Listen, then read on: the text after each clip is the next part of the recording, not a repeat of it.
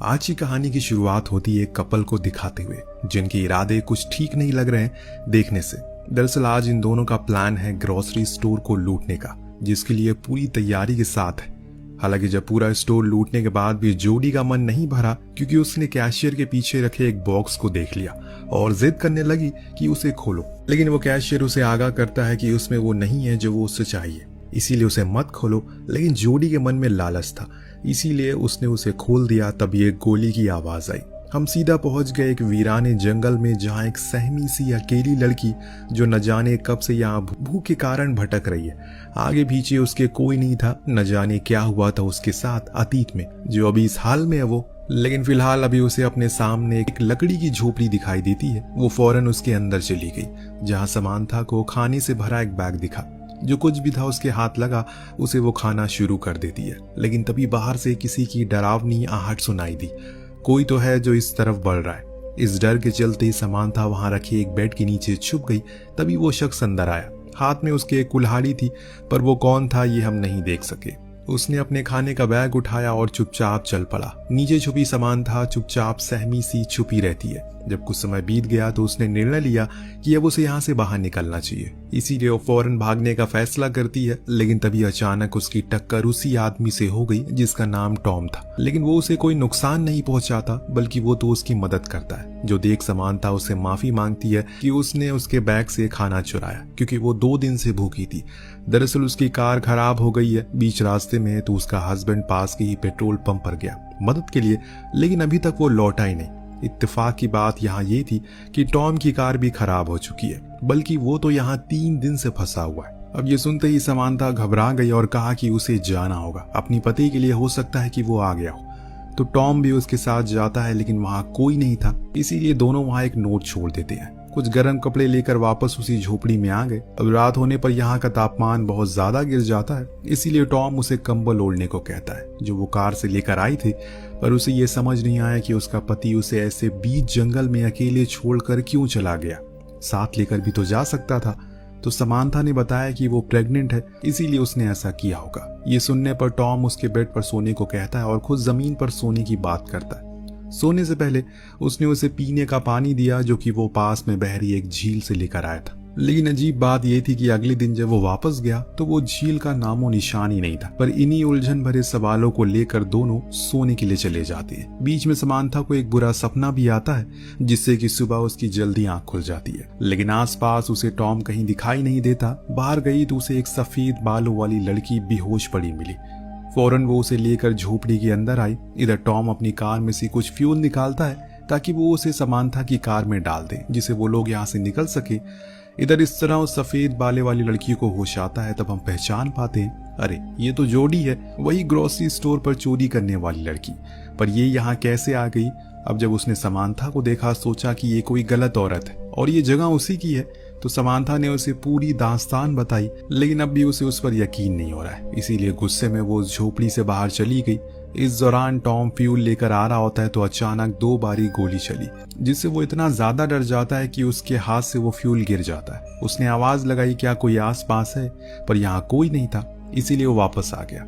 उसने एक अनजान लड़की को समांथा के साथ देखा, जो असल में जोडी ही थी। उसने बताया कि उसके बॉयफ्रेंड के साथ उसकी लड़ाई हो गई, इसीलिए वो उसे यहाँ अकेला छोड़कर चले गया। पर अब उसे घर वापस जाना है। उसकी बातें सुन टॉम उसे यहाँ रहने के लिए मान जाता है, पर बदले में उसे भी उनके कामों में हाथ लगाना होगा। नेक्स्ट डे समांथा और उसमें अच्छी बातें होती है, जिससे कि अब उनमें दोस्ती भी हो जाती है। पर वहाँ टॉम की तो परेशानियां खत्म ही नहीं हो रही है। वो नोटिस करता है जितनी दूर वो अपनी लोकेशन से जा रहा है, उतना ही वो उसके करीब होता जा रहा है। यानी कि बार बार वो लौट कर उसी झोपड़ी के पास आ जाता है, जो चीज उसे बहुत ही अजीब लगती है। और इसीलिए वापस इन दोनों के पास आता और कहने लगा, ये जगह ठीक नहीं है, हमें यहाँ से चलना चाहिए। पर मुझे एक बात जाननी है, असल में तुम लोग जा कहाँ रहे थे और ये जगह कौन सी है, यहाँ किसी को पता है? तो समांथा ने कहा कि उसके पति ने बताया कि ये न्यू हैम्पशायर है। पर जोडी कहती है जगह तो डकोटा है। तो वहीं टॉम कहता है कि वो लॉस एंजलिस वाले रूट पर था। इन सब बातों के बाद अब ये समझ चुके हैं कि ये बहुत बड़ी मुसीबत में है, और इसीलिए टॉम ने मन बनाया कि वो लोग कल सुबह जितनी दूर जा सकते हैं उतनी दूर जाएंगे, ताकि किसी की मदद ले सके या फिर कुछ और तरीका निकाल सके इस जगह से बाहर निकलने का। रात होने पर जोडी और टॉम दोनों एक साथ एक बड़ा ही अजीब सपना देखते हैं। जिसमें उन्हें कोई इंजेक्शन लगा रहा है, और कुछ इसी तरह का समानता का भी था जिसमें वो दर्द से कर्रा रही है। खैर सुबह हुई तो ये लोग अपना सामान समेट कर चलना शुरू करते हैं। समानता और जोडी के बीच बातें होती है जिसमें वो उसे अपने अतीत के कुछ पन्ने साझा करती है, जैसे कि उसकी माँ उसे जन्म देते ही मर गई, तब से वो अनाथ आश्रम में पली बड़ी है।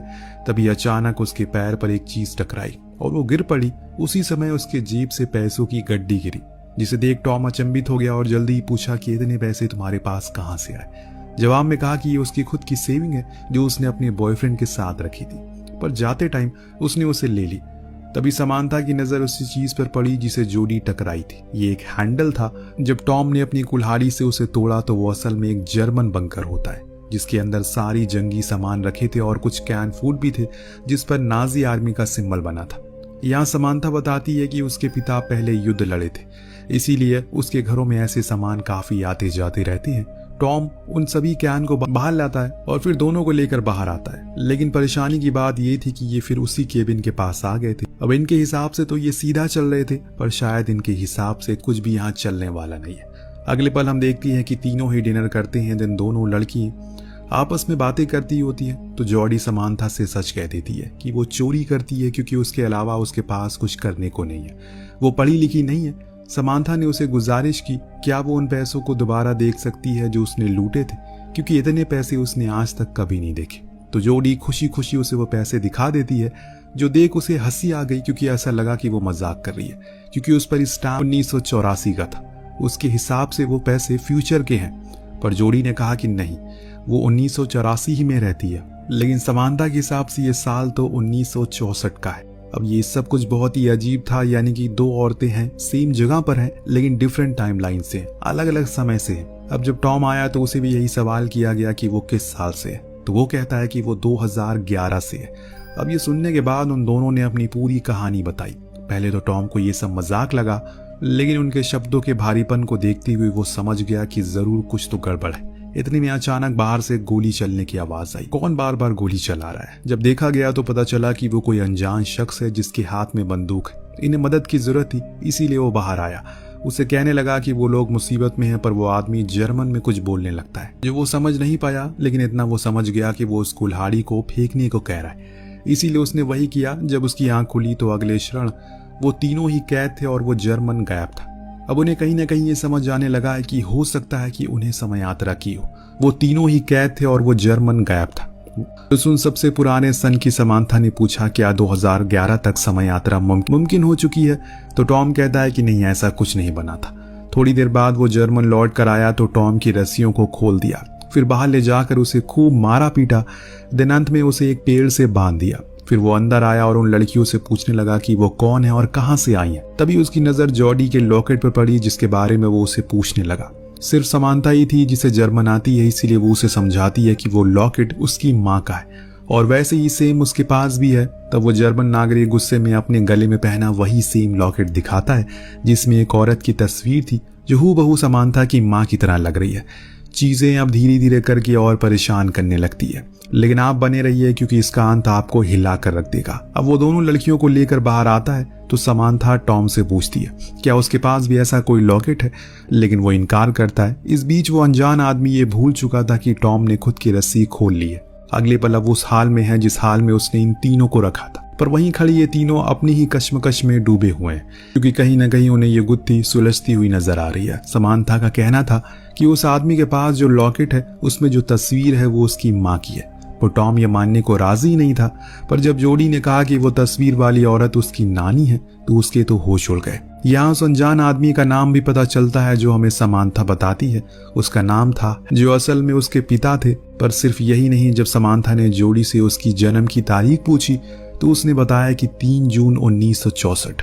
ये वही तारीख थी जिस दिन जॉडी की माँ की मृत्यु हुई थी, अपनी बेटी को जन्म देते हुए, और वो बेटी कोई और नहीं बल्कि खुद जॉडी ही थी। क्यों आपको शौक लगाना? अब पूरे केबिन में शौक का मातम पसरा हुआ है। बात ही कुछ इस तरह सामने आई है, सभी के होश उड़ चुके हैं। समानता को जब पता चला कि उसका पति असल में युद्ध में मारा गया तो वो रोते हुए केबिन से बाहर चलेगी। लेकिन सिर्फ यही नहीं, यहाँ एक और राज से पर्दा उठता है। बाहर बैठा टॉम जॉडी को बताता है कि वो असल में उसकी माँ एक चोर थी, पर वो उसकी इस बात को नकार दे क्योंकि उसके पास ऐसा कोई लॉकेट नहीं था। पर उसका कहना था कि उसके पास सेम लॉकेट है, पर वो अभी उसके घर पर है। वो बताता है कि उसकी माँ एक चोर थी जो अपने पति केविन के साथ शहर के गैस स्टेशन ग्रोसरी स्टोर को लूटा करती थी, लेकिन एक दिन उन्होंने खुद अपने पति को मार डाला, जिसके जुर्म में उन्हें फांसी हो गई। ये एक कड़वा सच था जो असल में हकीकत थी, पर यह चीज जोडी सुन नहीं पाती और वो भी केबिन से बाहर आ जाती है। बाहर बैठी उदास समांथा के पास उसकी बेटी जॉडी गई। अब वो एहसास कुछ अलग है, पहले वाली चीज खत्म हो चुकी है, क्योंकि समांथा को जब से पता चला कि वो अपनी बेटी को जन्म देते मर जाएगी, उसकी तो मानो दुनिया ही उजड़ गई। लेकिन वो खुश है क्योंकि उसकी बेटी जिंदा है और उसके नाना नानी उसका ख्याल रखेंगे बाद में।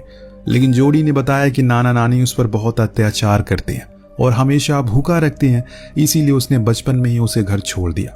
ये सुनने के बाद वो रोने लगी और फौरन केबिन में आकर हैंसमैन यानी कि अपने पिता को सारी बात समझाई और फिर उसे फ्री करने की कोशिश में लग गई। पर टॉम उसे ऐसा करने से मना करता है क्योंकि वो खतरनाक हो सकता है, पर समांथा को यकीन है कि उसके पिता उसे कुछ नहीं करेंगे। लेकिन जैसे ही वो फ्री हुआ, अपनी बंदूक और कपड़े लेकर भाग गया वहां से। इस बीच समांथा को फिर से अपना वही डरावना सपना याद आता है जब वो अपने बच्चे को जन्म देते हुए मर गई थी, क्योंकि उस समय एडम यानी कि उसका पति जंग में था और घर पर एम्बुलेंस लेट पहुंची। तो वहीं टॉम ने भी बताया कि उसने भी ऐसा कुछ सपना देखा था जिसमें वो उस फादर को शूट कर देता है जो उसका शोषण करता था और फिर उसके बाद खुद को भी शूट कर लेता है। वहीं आखिर में बारी आई जोडी की, तो उसे भी वही फांसी वाला दिन याद आता है। यानी कि तीनों को ये अभी पता है कि वो मरने वाले हैं और कैसे कैसे मरने वाले हैं ये भी जानते हैं, पर अभी मरे नहीं है। तो यानी कि ये तीनों अपना अतीत बदल सकते हैं, जिस चीज के लिए टॉम इन्हें फौरन उसी जर्मन बंकर में लेकर जाता है, क्योंकि उसका मानना था कि ये सब हैंसमैन की मौत के बाद से ही शुरू हुआ था। तो हमें सबसे पहले उसे रोकना होगा। समांथा ने बताया कि उसके पिता की मौत 14 मई को हुई पोलैंड में एक एयर स्ट्राइक में, और आज 14 मई थी और जिस जगह ये खड़े हैं वो पोलैंड ही है, यानी कि उनके पास मौका है। टॉम ने दिमाग लगाया और बताया कि अगर हैंसमैन की मौत नहीं होगी तो उसकी बीवी यानी कि समांथा की दूसरी शादी नहीं करेगी, जिसका मतलब ये होगा कि वो घर पर होगा और तब वो समांथा को लेबर पेन के दौरान हॉस्पिटल ले जा सकेगी। इसीलिए वो फौरन हैंसमैन को ढूंढने निकल जाता है जो केबिन में रेडियो से कनेक्शन बना रहा था, पर वो खराब था।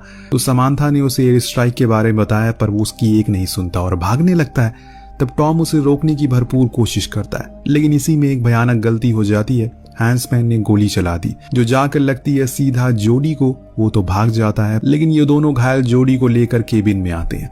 टॉम अब बहुत ही ज्यादा परेशान था, क्योंकि अगर जोडी मर गई तो वो कभी पैदा ही नहीं हो पाएगा।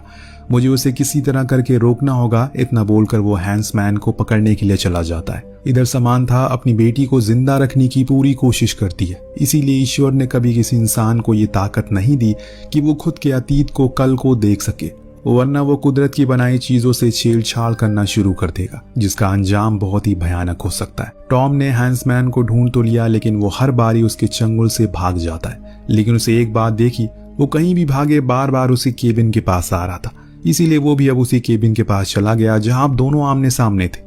हैंसमैन उस पर कई गोलियां चलाता है, लेकिन एक भी गोली उसे नहीं लगती, क्योंकि अब टॉम का वजूद ही खत्म होता जा रहा है। जॉडी की आखिरी सांसों की तरह जैसे जैसे उसकी आत्मा उसके शरीर को छोड़ रही है, टॉम खुद का अस्तित्व खोता जा रहा है। और फिर एक पल वो भी आता है जब वो पूरी तरह से गायब हो जाता है, क्योंकि जोडी मर चुकी है। पर समांथा को अब ये देख अपने पिता पर बहुत गुस्सा आता है। उन्होंने खुद के साथ साथ अपने आने वाली पीढ़ी की भी जिंदगी को मुश्किल बना दिया। इतना सब कुछ होने के बाद अब जाकर हैंसमैन को उसकी बातों पर यकीन आता है। लेकिन अब क्या, अब तो बहुत देर हो चुकी है। आसमान में रशियन प्लेन नजर आने लगे हैं, इसीलिए दोनों ही भाग, लेकिन बॉम्ब गिरना शुरू हो चुके हैं, जिसे समांथा भी घायल हो चुकी है। लेकिन उसके पिता उसे उठाकर बंकर में आ जाते हैं। अब धीरे धीरे करके समांथा का वजूद भी खत्म होता जा रहा है, क्योंकि हैंसमैन ने खुद को बचा जो लिया, वो उस समय नहीं मरा जिस समय वो पहले मरा था। यानी कि अब सब कुछ सही हो जाएगा, लेकिन एक चीज अभी भी नहीं बदलेगी। वो क्या था आपको कुछ देर में पता लग जाएगा। सीन शिफ्ट होकर पहुंचता है फिर से उसी समय में जिसमें कहानी की शुरुआत हुई थी, लेकिन इस समय चीजें काफी बदली है। जोडी उसी ग्रोसरी स्टोर पर जाती है, लेकिन एक अलग अवतार में, एक अमीर और पढ़ी लिखी लड़की बनकर। लेकिन जब वो वहां से बाहर निकली तो उसे केविन दिखा, जो अपनी दूसरी गर्लफ्रेंड के साथ वही काम को अंजाम देने वाला है, पर एक नई गर्लफ्रेंड के साथ, जिसका मतलब ये है टॉम कभी पैदा ही नहीं होगा, क्योंकि जोडी केविन कभी मिले ही नहीं।